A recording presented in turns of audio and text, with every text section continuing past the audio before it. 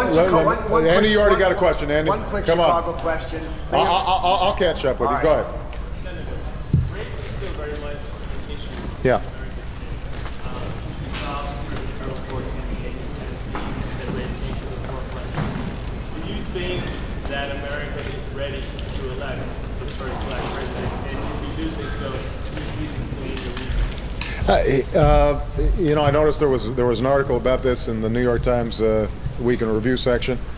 Look, race is still a powerful force in this country. I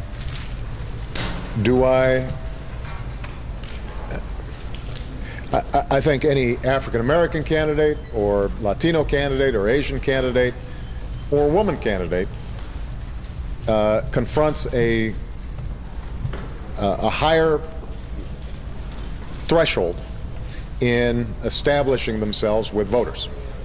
I think that there are a set of assumptions and stereotypes that come with being African American, for example, that a non-African American doesn't have to, a white male doesn't have to deal with.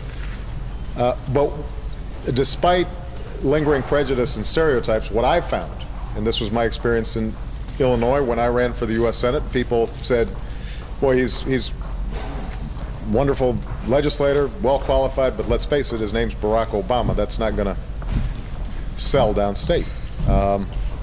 And what I found is that if people get to know you, if they have an opportunity to hear you, and if you have an opportunity to listen to them, and you can talk about common values and common ideals, that people will judge you on the merits. And so, are there some voters who would not vote for an African American candidate because of race? I'm sure there are. Although those are the same voters who probably wouldn't vote for me because of my politics. I don't think, by the way, that Harold Ford lost because of his race. I thought that the Harold Ford election showed enormous progress.